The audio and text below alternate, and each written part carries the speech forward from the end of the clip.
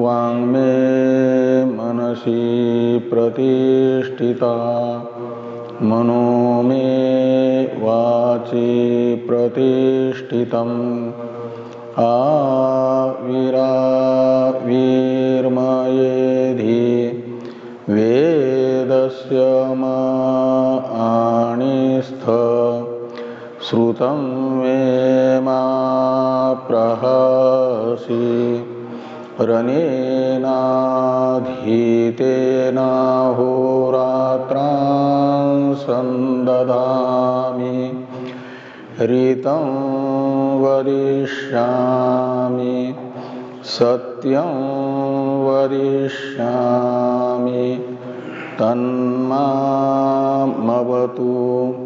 तद्वक्तारमवतु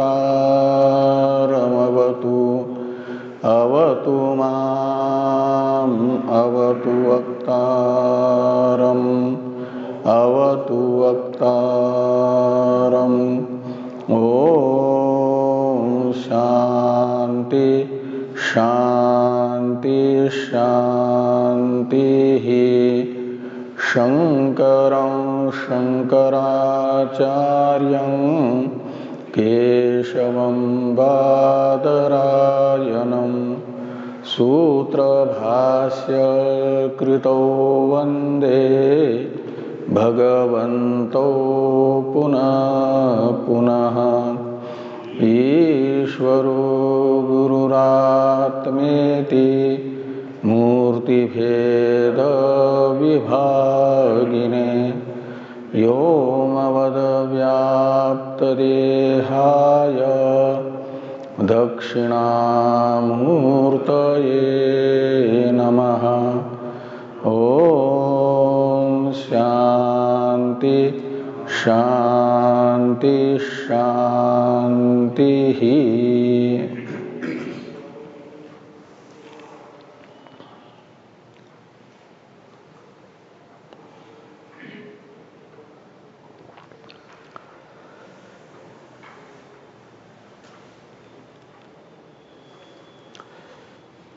ऋग्वेदीय ऐतरेय उपनिषद के द्वितीय अध्याय के संबंध भाष्य की चर्चा हम लोग कर रहे हैं। संबंध भाष्य में भगवान भाष्यकार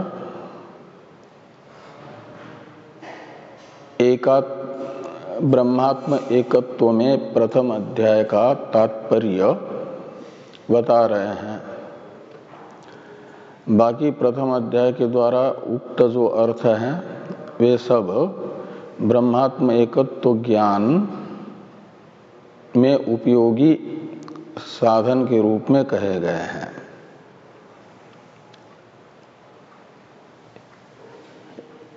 इसे स्पष्ट करने के लिए ये कहा गया कि वस्तुतः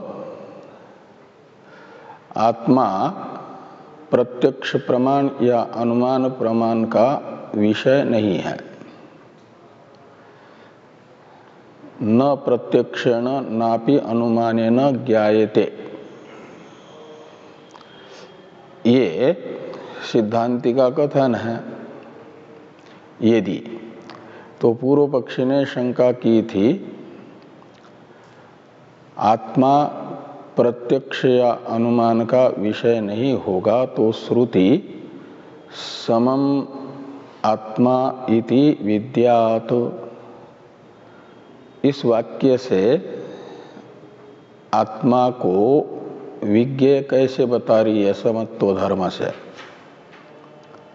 जो भी विशिष्ट पदार्थ हैं वह उसमें बताए गए विशेषता से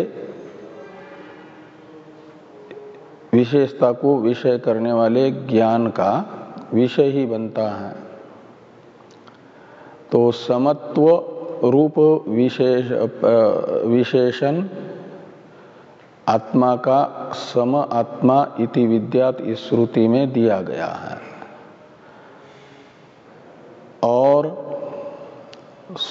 श्रोता मनता विज्ञाता ऐसा भी जानने के लिए कहा गया है।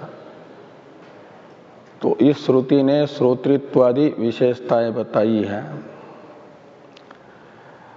तो इस प्रकार श्रोतृत्व प्रकारक ज्ञान का विषय मानना होगा, और जो भी सब प्रकारक यानी सविकल्पक पदार्थ होगा, यानी विशेषण युक्त पदार्थ होगा, वह विशिष्ट पदार्थ प्रत्यक्ष या अनुमान का विषय बनता हुआ लोक में देखा गया है, ऐसा पूर्व पक्षी का कथन है।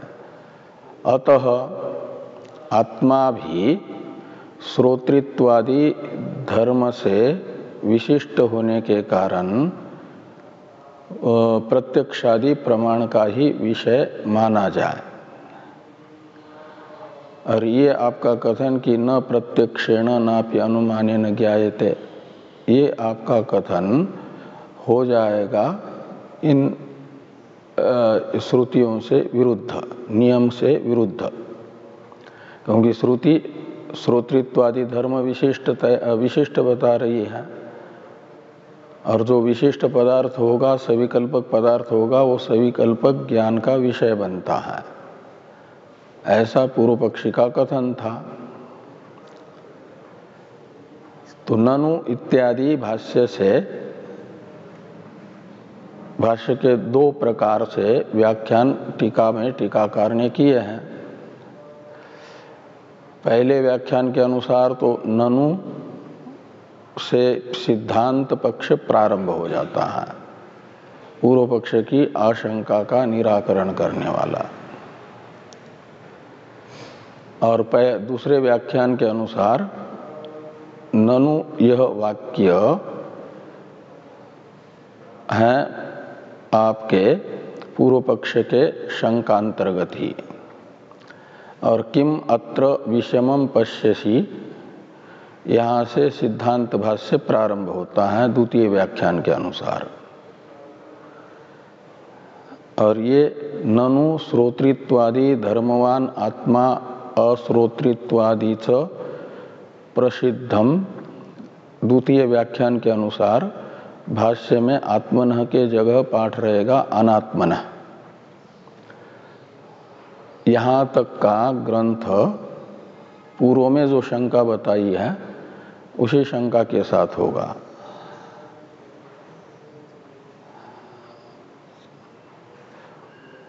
ये चर्चा टीका में हम लोग कर रहे थे। तो टीका में टीकाकार ने जो द्वितीय पक्ष के विषय में कहा है उसे देखिए।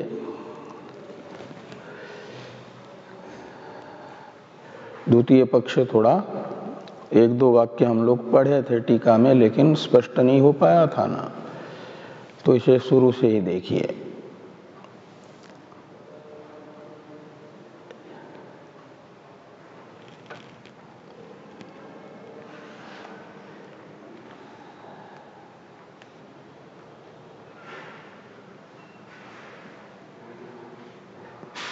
तो ये ऊपर जो ये टीका में है बीच वाले में कि यद्यपि इति ये प्रतीक, इसके बाद में व्याख्यान शुरू हो रहा है द्वितीय व्याख्यान। तो अश्रोतृत्वादि प्रसिद्धम अनात्मनः इति पाठे ननु इति वाक्यम अपि शंकांतर्गतम एव। पहले जब यहाँ पर अश्रोतृत्वादि च प्रसिद्धम आत्मना ऐसा पाठ रहेगा, तो ये तो रहेगा वाक्य ननु इत्यादि सिद्धांत भाष्य का ही, यहाँ यहीं से सिद्धांत शुरू होगा। इसलिए इसका अवतरण लिखते समय ये कहा गया था कि श्रोतृत्वादि श्रुतौ परिहारम आह ननु इति, पहले व्याख्यान में सिद्धांती पूर्व पक्षी के शंका का परिहार कर रहे थे। और पूर्व पक्ष की शंका थी कथम उच्यते सम आत्मा इति विद्यात इति कथम वा श्रोता मनता इत्यादि, ये शंका है। इसी शंका के साथ द्वितीय व्याख्यान के अनुसार ननु श्रोतृत्वादि धर्मवान ये वाक्य भी जुड़ जाएगा। और ये जो अश्रोतृत्वादि च प्रसिद्धम आत्मन पहले व्याख्यान के अनुसार, दूसरे व्याख्यान के अनुसार अनात्मन, ये अनात्मन के बाद में पूर्ण विराम होना चाहिए, किम अत्र के पहले। वहां तक शंका ग्रंथ है द्वितीय व्याख्यान के अनुसार। तो ये अर्थ निकलेगा इस पक्ष में जब इसको शंकांतर्गत ही मानेंगे। तो अश्रोतृत्वादि प्रसिद्धम अनात्मनः इति पाठे ननु इति वाक्यम अपि शंकांतर्गतम एव। तो ननु ये वाक्य भी शंका के यानी पूर्व पक्ष का ही वाक्य हुआ, शंकांतर्गत हुआ का मतलब। तो श्रोता इत्यादि श्रुत्या श्रोतृत्वादि धर्मवान आत्मा ननु तत्कथम, ऐसा अन्वय करना।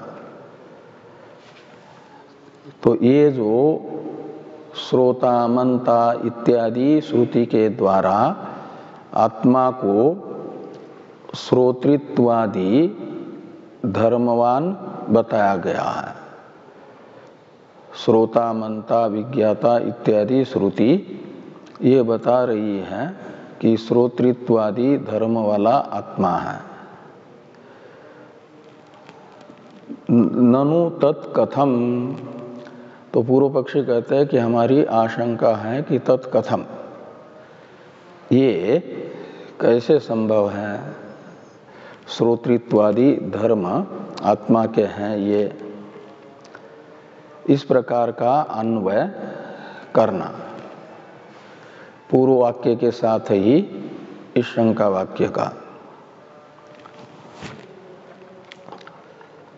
टीका में आगे है कि ननु न श्रोता इत्यादि श्रुतेः अश्रोतृत्वादि धर्मवत्वम आत्मनः इति आशंक्य लोके अप्रसिद्धेर नैवम इति स एव आह अश्रोतृत्वादि इति। तो ननु ये पूर्व पक्षी के प्रति सिद्धांति के शिष्य की आशंका मान लो। पूर्व पक्षी ने क्या शंका की कि श्रोतृत्वादि धर्मवान आत्मा कैसे होगा यदि प्रत्यक्षादि प्रमाण का विषय नहीं मानोगे।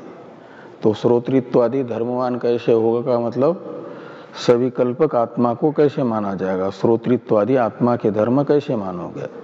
जो सविकल्पक पदार्थ होता है, सविकल्पक का मतलब विशिष्ट पदार्थ, वह तो प्रत्यक्ष और अनुमान का ही विषय बनता है। तो यहाँ पर ये प्रत्यक्ष या अनुमान का विषय बनना चाहिए। तो आत्मा में श्रोतृत्वादि धर्मवत्ता बताई है तो प्रत्यक्षादि का विषय मान लो। और यदि प्रत्यक्षादि का विषय नहीं मानना है तो फिर आत्मा में श्रुति को श्रोतृत्वादि धर्मवान नहीं बताना चाहिए। लेकिन बताया है, ये पूर्व पक्षी का कथन है कि श्रोता इत्यादि श्रुतियां श्रोतृत्वादि धर्मवान आत्मा ये जो बताया है वह अनुचित है। ननु न श्रोता इत्यादि श्रुते अश्रोतृत्वादि धर्मवत्वम आत्मनः इति आशंक्य।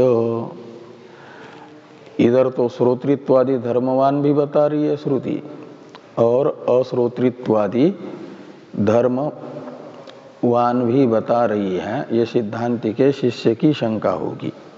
तो ये परस्पर दो विरोधी धर्म हो गए ना।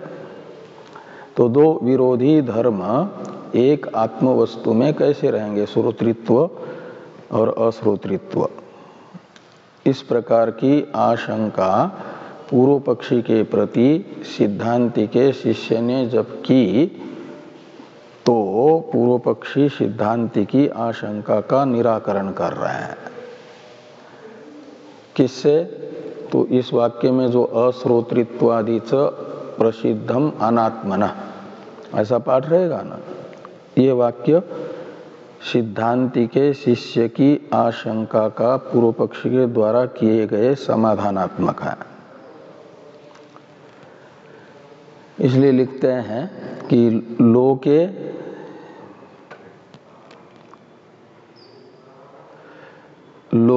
अप्रसिद्धेर, ऐसा है, लोके अप्रसिद्धेर नैवम, यानी लोक में अश्रोतृत्वादि धर्म आत्मधर्मत्वेन रूपेण प्रसिद्ध नहीं है, अप्रसिद्ध है। इसलिए न एवं, न एवं का मतलब कोई विरोध नहीं है। आत्मा तो पूर्व पक्षी के अनुसार श्रोतृत्वादि धर्मवान ही है श्रुति के द्वारा प्रतिपादित, और अश्रोतृत्वादि धर्म लोक में अनात्मा के हैं, न कि आत्मा के। इसलिए लोक में अश्रोतृत्वादि धर्मों में आत्मधर्मत्व की अप्रसिद्धि होने से कोई विरोध नहीं है। एवं न का अर्थ निकलेगा, वैषम्यम न इति स एव आह, स एव यानी पूर्व पक्षी एव, आह पूर्व पक्षी ही सिद्धांति के शिष्य की आशंका का निराकरण कर रहे हैं। अश्रोतृत्वादि च प्रसिद्धम अनात्मना ऐसा पढ़ना पड़ेगा इस द्वितीय व्याख्यान में, जब पूर्व पक्षी का वाक्य माना जाएगा।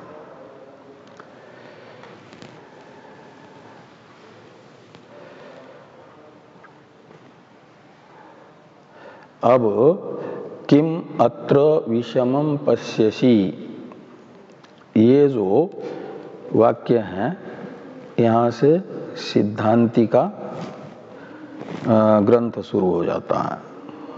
सिद्धांति का वाक्य है। हिंदी में पूरा उल्टा दिया है, हिंदी में पूरा उल्टा कर दिया है पूर्व पक्षी और सिद्धांति। अच्छा, यानी वो पहले दो व्याख्यान ध्यान में रखने पड़ेंगे यहाँ पर।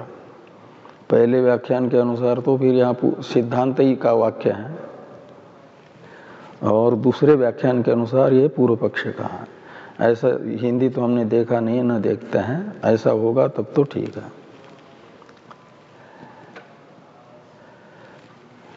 तो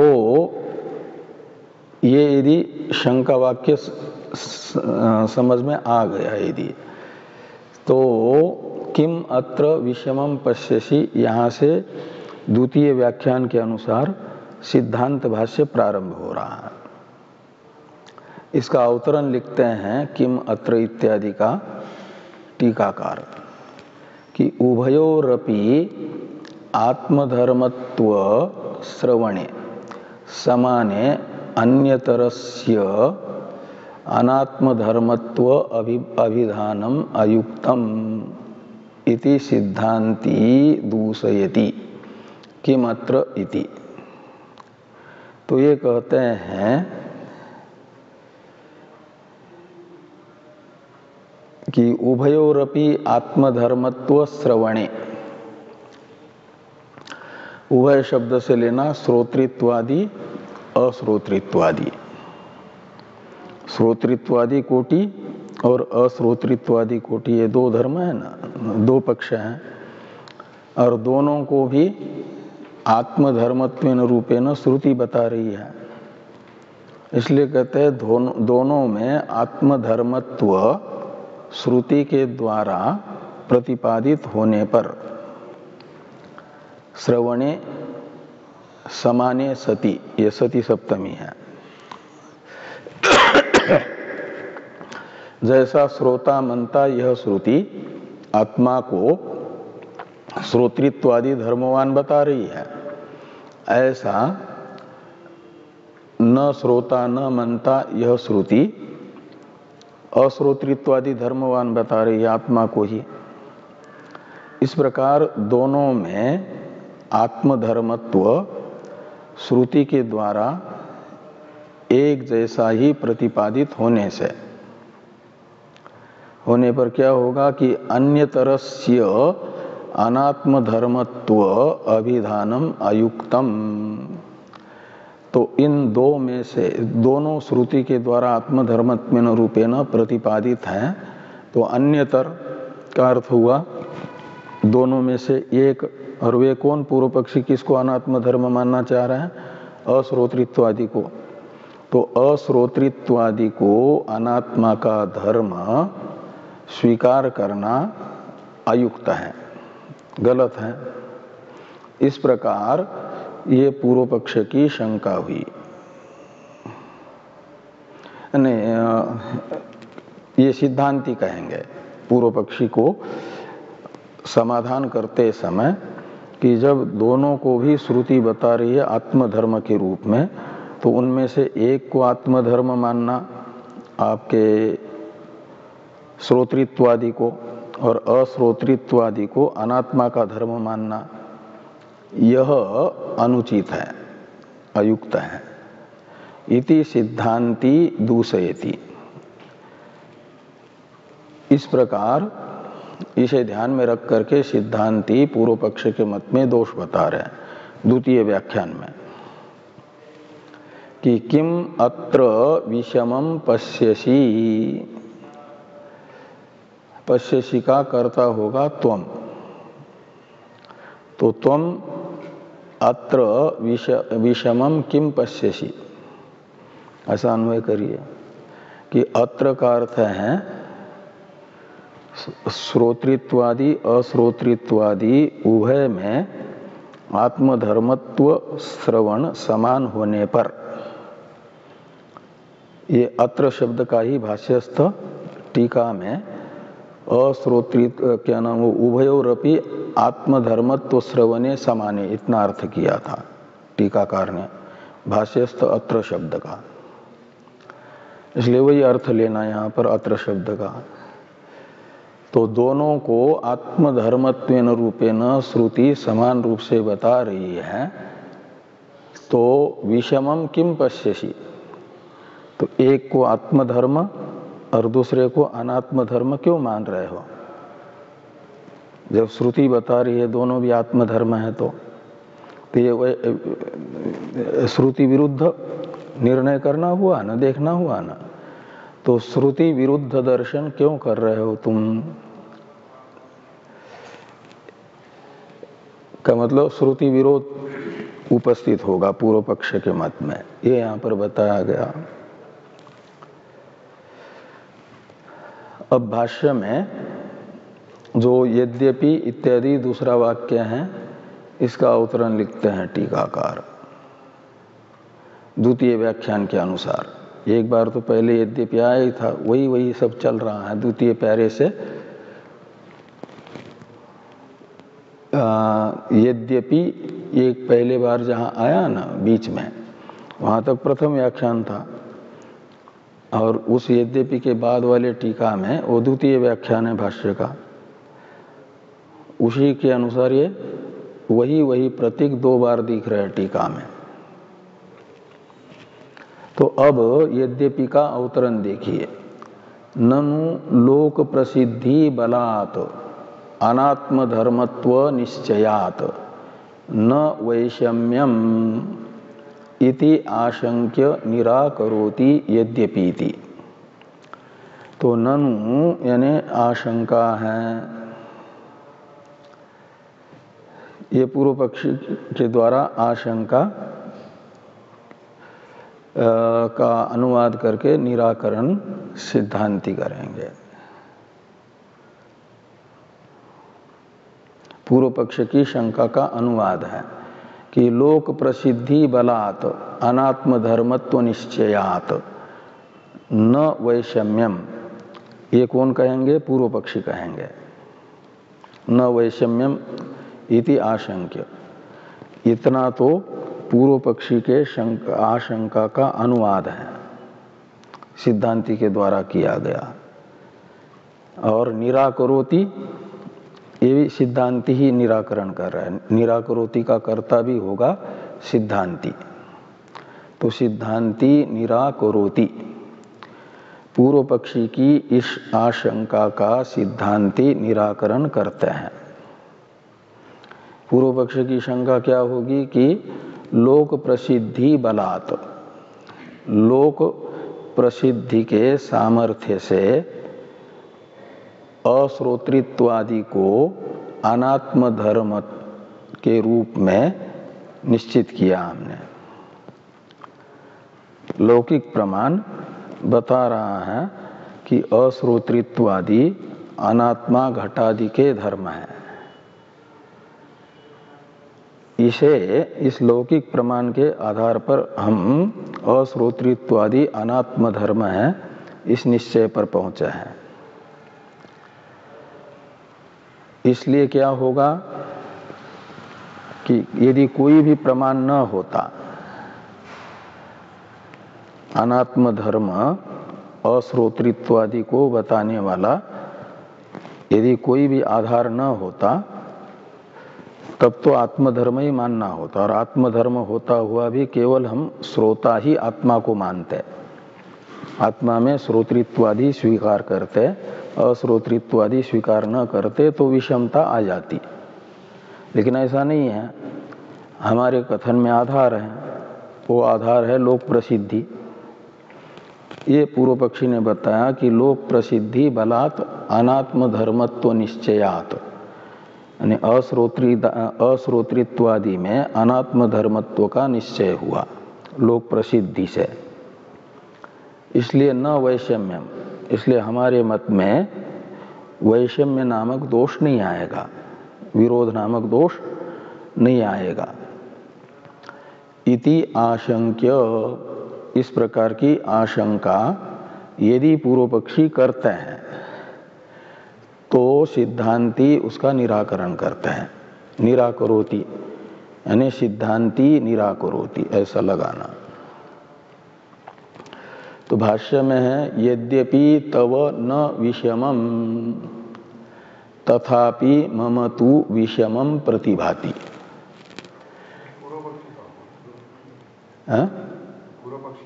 नहीं, सिद्धांति कह रहा है, ये सिद्धांति कहेंगे।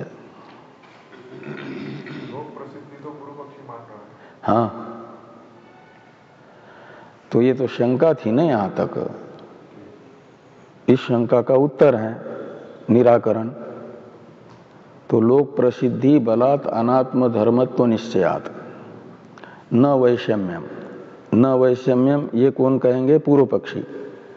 सिद्धांति ने वैषम्य नामक दोष पूर्व पक्षी के मत में दिया है ना, तो जिसके मत में वैषम्य दिखाया गया वो कहेगा कि मेरे मत में वैषम्य नहीं है। तो सिद्धांति ने पूर्व पक्ष के मत में वैषम्य बताया है कि मात्र विषमम पश्यसि, इस वाक्य से, ये सिद्धांति का वाक्य है ना। तो पूर्व पक्षी कहेंगे कि हमारे मत में वैषम्य नहीं है। और ये जो पूर्व पक्षी का कथन रहेगा कि मेरे मत में वैषम्य नहीं है, इस कथन का निराकरण कौन करेगा? वो स्वयं पूर्व पक्षी नहीं करेगा, सिद्धांति करेंगे। इसलिए निराकरोति का कर्ता सिद्धांति रहेंगे। तो यद्यपि इत्यादि से पूर्व पक्ष की आशंका का अनुवाद करके वैषम्य नहीं है, ये जो पूर्व पक्षी कह रहे हैं, इसका अनुवाद करके निराकरण कर रहे हैं सिद्धांति कि यद्यपि तव न विषमम, इतना पूर्व पक्ष का अनुवाद है, सिद्धांति के द्वारा किया गया। पूर्व पक्षी के मत का अनुवाद है कि सिद्धांति कह रहे हैं कि यद्यपि तुम्हारे मत में तो तव मते, ऊपर से अध्यार करना, मते इस सप्तम्यंत पद का, कि तुम्हारे मत में कहा गया न विषमम, वैषम्य नामक दोष नहीं है तुम्हारी अपनी दृष्टि से, लोक प्रसिद्धि को लेकर के। लेकिन मैं जब अपनी दृष्टि से देखता हूं, सिद्धांति कह रहे हैं कि मम तु, यानी मम दृष्टिया तु विषमम प्रतिभाति, तो सिद्धांति की दृष्टि है शास्त्र दृष्टि, पूर्व पक्ष की दृष्टि है लौकिक दृष्टि। लौकिक दृष्टि को आधार बना करके शास्त्र विरोध का परिहार कर रहे हैं ना, शास्त्र में वैषम्य का परिहार कर रहे हैं पूर्व पक्षी। और सिद्धांति कहते हैं शास्त्र दृष्टि से देखा जाए तो आत्मधर्म को बताने वाले श्रोता मनता यह श्रुति वचन, और अनात्म धर्म को आत्मा में क्या नाम अश्रोतृत्वादि को आत्मधर्मत्वेन रूपेण बताने वाले न श्रोता न मनता इत्यादि वाक्य, ये दोनों भी श्रुति वाक्य होने से दोनों में सम प्रामाण्य है, और दोनों में सम प्रामाण्य होने से दोनों को मानना पड़ेगा। श्रोतृत्व भी आत्मा में है, अश्रोतृत्व भी है, ये दोनों मानना होगा। ये सिद्धांति कह रहे हैं। तो सिद्धांति को दोनों भी दिख रहे हैं, इसलिए सिद्धांति कहते हैं और दोनों भी रहेंगे यदि तो वैषम्य होगा। और ये कब दिख रहे हैं? जब ये श्रुति बता रही है, इसलिए दोनों दिख रहे हैं। तो मम तु विषमम प्रतिभाति, यहाँ मम शब्द सिद्धांति ने अपने लिए, तो मम दृष्टिया तु विषमम प्रतिभाति। क्या विषम प्रतिभाति? कि दोनों श्रुति आत्मधर्म बता रही है और उनमें से एक को ही आत्मधर्म स्वीकार करना, एक को अनात्म धर्म स्वीकार करना, यह विषम दिखना है, वैषम्य दोष है। पूर्व पक्षी ये कह रहे हैं कि श्रोतृत्वादि मात्र आत्मधर्म है और अश्रोतृत्वादि अनात्म धर्म है। ये जो पूर्व पक्षी का कथन है ये वैषम्य दोष से युक्त है, ऐसा हमें दिख रहा है। तथापि मम तु विषमम प्रतिभाति, इतने का ये अर्थ निकलेगा कि दोनों श्रुति के द्वारा प्रतिपादित हैं तो दोनों को भी आत्मधर्म मान लो। इन दो में से एक को आत्मधर्म स्वीकार करो और एक को अनात्म धर्म स्वीकार कर लो, ये स्वीकार करना विषम है, श्रुति विरुद्ध है। ये सिद्धांतियों ने पूर्व पक्षी से कहा। अब कथम, ये सिद्धांति के प्रति पूर्व पक्षी का प्रश्न रहेगा। कथम, ये पूर्व पक्ष का भाष्य है।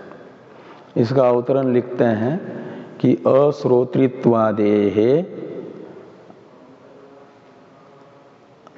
आत्मधर्मत्वेपि प्रसिद्धेः अविशेषात् श्रुति अनुरोधेन उभयोः अपि आत्मधर्मत्वम् इति प्रश्नपूर्वकम् आह कथम इति।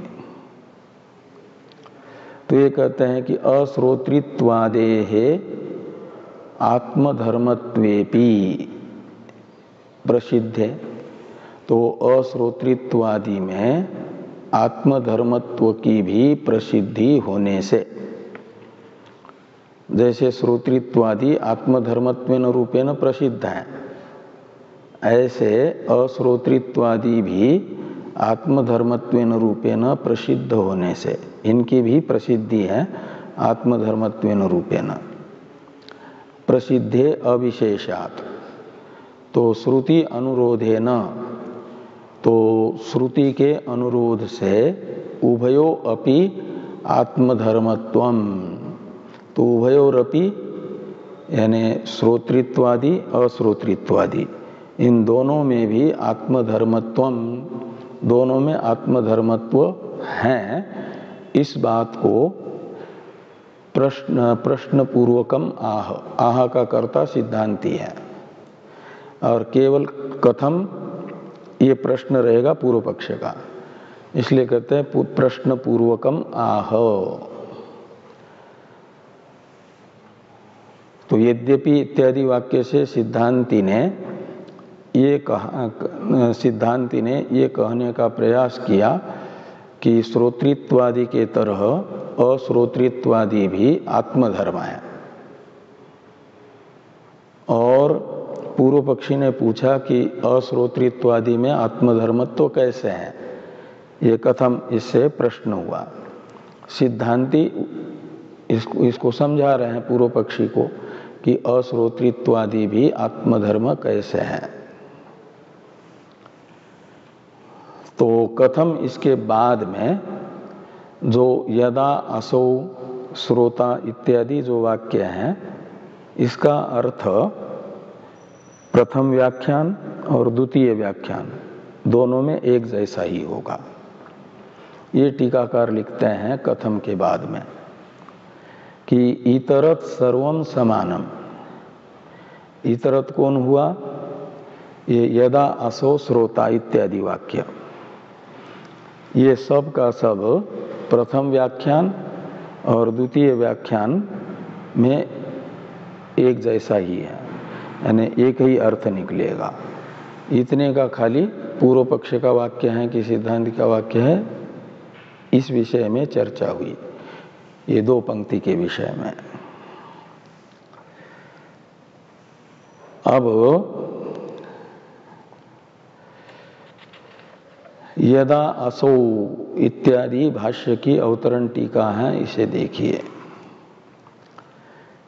कि त्वया ही कादाचित् ज्ञानेन नित्यम एव श्रोतृत्वादिकम अंगीक्रियते तद अयुक्तम इत्याह यदा असौ इति।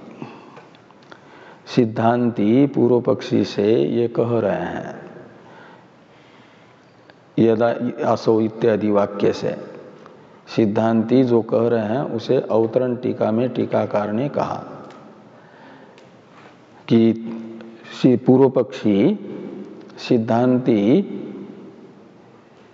से ये कहें, सिद्धांति ने पूर्व पक्षी के लिए त्वया शब्द का प्रयोग किया है कि त्वया पूर्व पक्षिणा। ये सिद्धांति कह रहे हैं कि आप हमारे जो वादी हो, आप वादियों के द्वारा आत्मा को श्रोतृत्वादि धर्म वाला कहा जा रहा है। नित्यम एव श्रोतृत्वादिकम अंगीक्रियते। त्वया नित्यम एव श्रोतृत्वादिकम अंगीक्रियते। नित्यम एव के पहले आत्मनः का अन्वय करिए अध्यार करके कि आत्मनः नित्यम एव श्रोतृत्वादिकम अंगीक्रियते। आपके द्वारा आत्मा में नित्य श्रोतृत्वादि को स्वीकार किया जा रहा है। और किस ज्ञान को लेकर के? नित्य ज्ञान को लेकर के नहीं, अपितु कादाचित् ज्ञानेन। कादाचित् ज्ञान आपके मत में है कादाचित् ज्ञान। कादाचित् ज्ञान का मतलब कभी होता है कभी नहीं होता है। अनित्य ज्ञान, कादाचित् शब्द का अर्थ होता है अनित्य। वो वृत्त्यात्मक ज्ञान हो जाएगा। जो प्रमाणजन्य ज्ञान है ना, वो वृत्त्यात्मक ज्ञान है। और एक स्वरूपभूत ज्ञान है साक्षी का, वो नित्य ज्ञान है। उस नित्य ज्ञान को लेकर के आत्मा को श्रोतृत्वादि धर्म वाला नहीं बताया जा रहा है। अपितु नित्य श्रोतृत्वादि धर्म वाला नहीं बता रहे हो, अपितु अनित्य जो ज्ञान है शब्द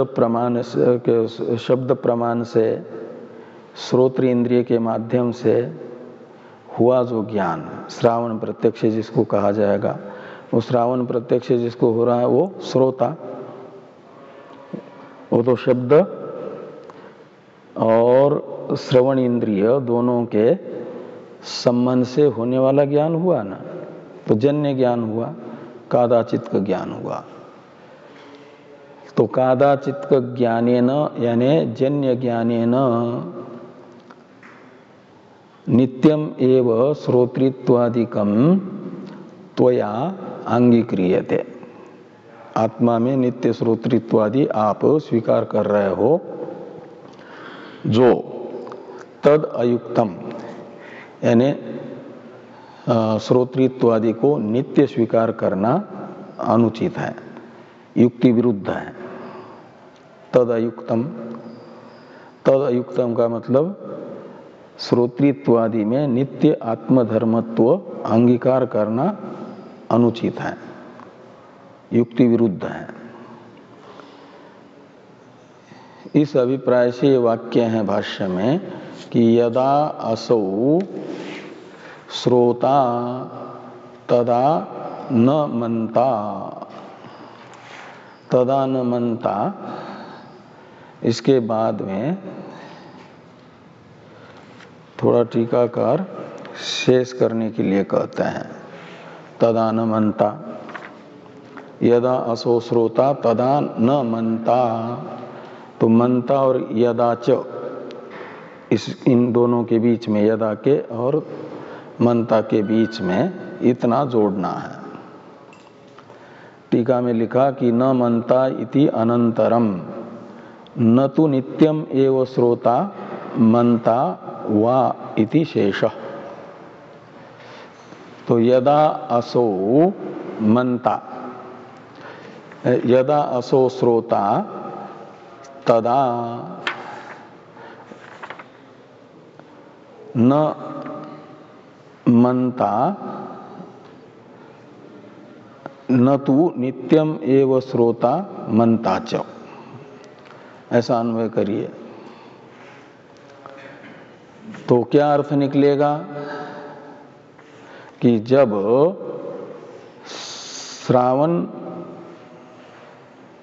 श्रवण इंद्रिय से शब्द का ग्रहण करेगा तो श्रोता माना जाएगा।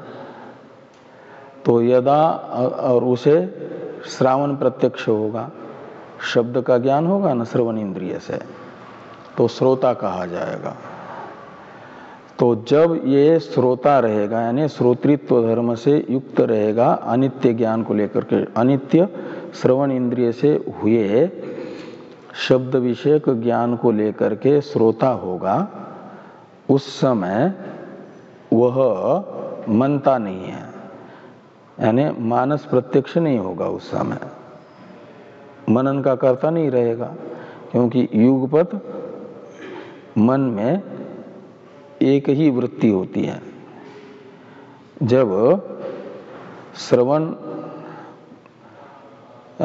इंद्रिय से श्रवण जन्य ज्ञान रहेगा तो उस समय फिर मनन रूप ज्ञान नहीं रहेगा। ये पहले कहा गया था, मन में एक समय एक ही ज्ञान रहेगा, सूक्ष्म काल का व्यवधान रहेगा श्रवण और मनन में, ऐसा पहले आया था। उसी को लेकर के कहते हैं कि यदा असो श्रोता, तो जिस क्षणावच्छेदेन श्रोता है उसी क्षणावच्छेदेन वह मनता नहीं बनेगा, यानी मानस प्रत्यक्षात्मक वृत्ति उसकी नहीं होगी, मनन नहीं होगा। और मनन शब्द का अर्थ पहले किया था अनुमिति। तो जब प्रत्यक्ष ज्ञान होगा तो अनुमिति ज्ञान नहीं होगा। इति अनंतरम, इसके फिर तो न तो नित्यम एव श्रोता, और ये भी नहीं कि फिर एक बार प्रत्यक्ष ज्ञान हुआ तो प्रत्यक्ष ज्ञान श्रावण प्रत्यक्ष हमेशा के लिए रहेगा। वो जन्य है तो जात से ही ध्रुव मृत्यु के अनुसार नष्ट भी होगा। तो जब नष्ट होगा तो श्रोतृत्व नहीं रहेगा, वृत्ति अपने आप में क्षणिक है, उत्पन्न होती है, एक क्षण रहती है, दूसरे फिर तीसरे क्षण नष्ट होती है, उत्पत्ति के बाद एक क्षण रहती है, दूसरे क्षण में नष्ट हो जाती है। तो न तो नित्यम एव श्रोता मनता वा, तो नित्य श्रोतृत्व मंत्रित्व भी नहीं है। ऐसे आगे हैं कि यदा च मनता तदा न श्रोता, न श्रोता के बाद में भी लगाना नित्यम वा मनता। तो जिस समय मनता है का मतलब मनोजन्य वृत्ति का विषय है, मनोजन्य वृत्ति का आश्रय है। विषय शब्द आश्रय अर्थ में भी आता है। तो उस समय वह श्रोता नहीं है, श्रोतृत्व अश्रोतृत्व है उस समय आत्मा में, और मंत्रित्व भी नित्य नहीं है, अनित्य मंत्रित्व भी है, क्योंकि जन्य ज्ञान है, मननात्मक जन्य ज्ञान वाला होने से।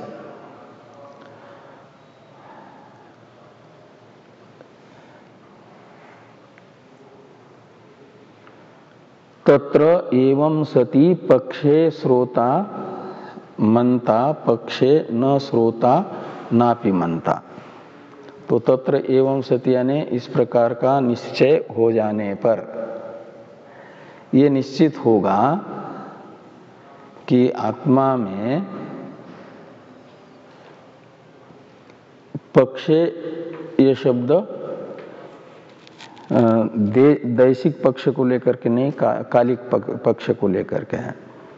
यानी कादाचित का श्रोतृत्व मंत्रित्व रहेगा और कादाचित का अश्रोतृत्व अमंत्रित्व भी रहेगा।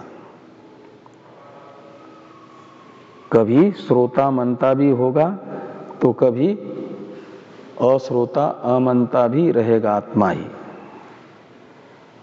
क्योंकि जब श्रोता है तो उस समय कहा कि मनता नहीं है, का मतलब अमंत्रित्व है उसमें, और श्रोतृत्व भी नित्य नहीं है। और ऐसे जब मनता होगा तो अनित्य ही मनता होगा, तो उस समय उसमें मंत्रित्व है तो श्रोतृत्व नहीं है। इस प्रकार ये कादाचित का श्रोतृत्व मंत्रित्व और कादाचित का अश्रोतृत्व अमंत्रित्व धर्म आत्मा में लेने होंगे, अनित्य ज्ञान को लेकर के, जन्य ज्ञान को लेकर के। आत्मा के ही धर्म है और वो कादाचित का है, ऐसा श्रुति बता रही है, ऐसा मानना पड़ेगा।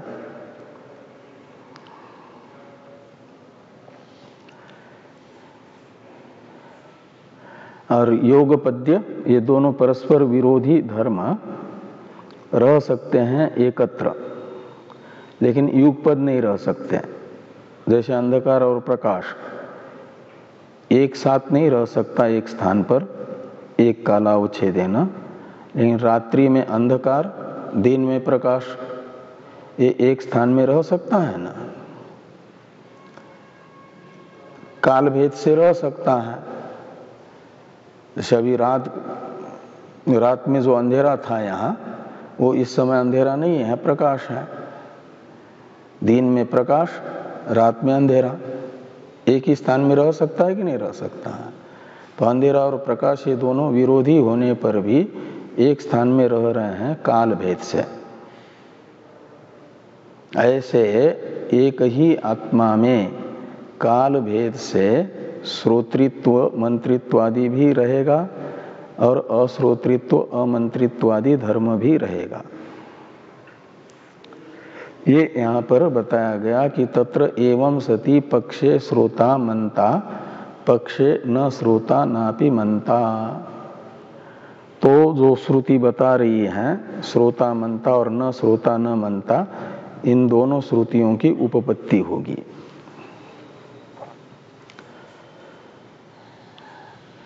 तथा अन्यत्रापि च, इसके विषय में टीकाकार लिखते हैं, अन्यत्र शब्द से लेना है दृष्टित्व विज्ञातृत्व को। जैसे यहाँ श्रोतृत्व मंत्रित्व को लिया गया ना, ऐसे तथा का मतलब यथा श्रोतृत्व मंत्रित्व पक्ष में हुआ, कि कादाचित का श्रोतृत्व मंत्रित्व है, कादाचित का अश्रोतृत्व अमंत्रित्व है। जैसे तथा का अर्थ है वैसे ही आत्मा में अन्यत्र का मतलब दृष्टित्व भी रहेगा, कादाचित का विज्ञातृत्व भी रहेगा। जिस समय और ये दृष्टित्व विज्ञातृत्व रहेगा उस समय विज्ञातृत्व, नित्य विज्ञातृत्व या नित्य दृष्टित्व नहीं रहेगा और अविज्ञातृत्व रहेगा आत्मा में। तो इस प्रकार ये दृष्टित्व श्रोतृत्व भी रहेगा, अदृष्टित्व अविज्ञातृत्व भी रहेगा। ये तथा अन्यत्रापि च इससे बताया गया।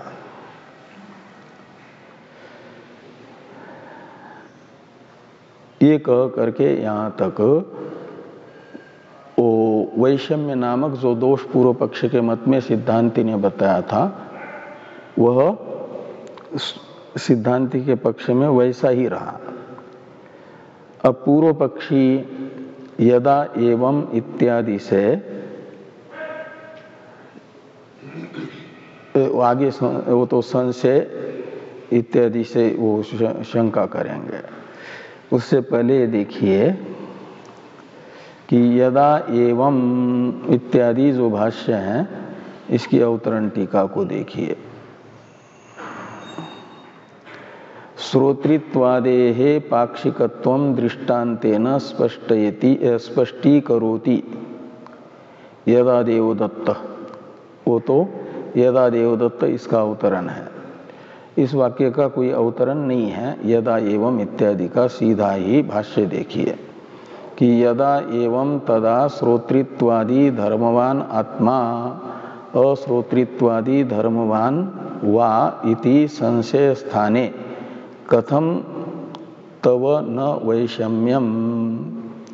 ये सिद्धांति का ही वाक्य है कि यदा एवं, एवं यानी उक्त प्रकार से जब ये निश्चित हुआ कि श्रोतृत्वादि धर्मवान आत्मा है, अश्रोतृत्वादि धर्मवान भी है, यानी दोनों धर्म हैं, तो ये संशय हो जाएगा न कि आत्मा में श्रोतृत्वादि ही है या अश्रोतृत्वादि है। इस प्रकार संशय स्थान यानी संशय का विषय वो कौन है? आत्मा। संशय स्थाने शब्द से आत्मा को लीजिए। संशय स्थाने आत्मनि सति, स्थान शब्द का अर्थ है विषय, तो संध्यास्पद आत्मा हो गया कि आत्मा को श्रोतृत्वादि धर्मवान मान लिया जाए या अश्रोतृत्वादि धर्मवान मान लिया जाए। जैसे स्थानु में पुरुषत्व मान लिया जाए या स्थानुत्व मान लिया जाए, ये संशय होता है न स्थानु विषय का।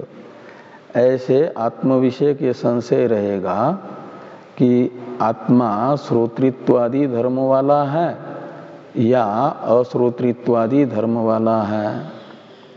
इस प्रकार आत्मा का आत्म विषयक संशय होने पर तो क्या होगा कि दो में से एक कोटि को लेना पड़ेगा। या तो श्रोतृत्वादि धर्मवान आत्मा को दिखाना पड़ेगा या तो अश्रोतृत्वादि धर्मवान। दोनों विरुद्ध होने के कारण स्वीकार नहीं की जा सकती दोनों कोटियां। इसलिए कहते हैं संशय स्थाने कथम तव न वैषम्यम, यानी क्यों विरोध नहीं होगा जब दोनों को भी स्वीकार करना पड़ रहा है, श्रोतृत्वादि धर्म को भी अश्रोतृत्वादि धर्म को भी पूर्व पक्ष के अनुसार स्वीकार करना पड़ रहा है पूर्व पक्ष को, क्योंकि दोनों को श्रुतियां बता रही है। तो वैषम्यम यानी विरोध कैसे नहीं होगा, ये सिद्धांति पूर्व पक्षी से कह रहे हैं। और कथम शब्द आक्षेप अर्थ में होने से अर्थ निकलेगा अवश्य वैषम्य प्राप्त होगा। तुम्हारे मत में वैषम्य नामक दोष जरूर प्राप्त हैं, क्योंकि एक ही आत्मा में श्रोतृत्वादि धर्मवत्ता तथा अश्रोतृत्वादि धर्मवत्ता को स्वीकार करना पड़ रहा है, इसलिए वो कादाचित का ज्ञान को लेकर के। अब यदा देवदत्तो गच्छति इत्यादि का अवतरण है टीका में। वो यदा देवदत्तो गच्छति से लेकर के जहाँ प्यारा समाप्त हो रहा है तद्वत, यहाँ तक ये वाक्य है। इसकी चर्चा हम लोग करते हैं कल। या तो इतना कर लें 2-4 मिनट में, तो ये पूरा होगा, फिर कानादादि पक्ष आएंगे। तो यदा इसका अवतरण देखिए टीका में। श्रोतृत्वादेहे पाक्षिकत्वं दृष्टान्तेन स्पष्टीकरोति।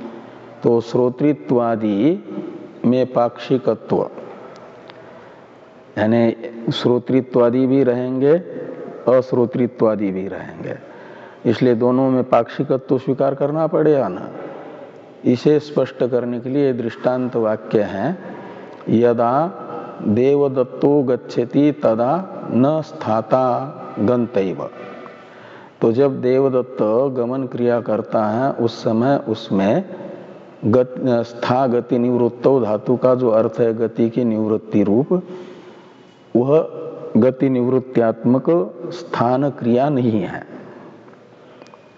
न स्थाता यानी स्थान क्रिया का कर्ता नहीं है, गत्याभाव का कर्ता नहीं है, गति का ही करता है। गंता एव, उसमें गमन कर्तृत्व ही है, गमन कर्तृत्वाभाव नहीं है, स्थान शब्द का अर्थ बोल।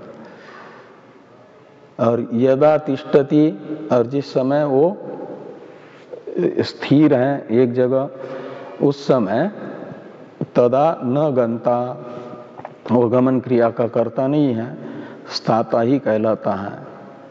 तदा अस्य पक्ष एव गंतृत्वं स्थातृत्वं च न नित्यम गंतृत्वं स्थातृत्वं वा।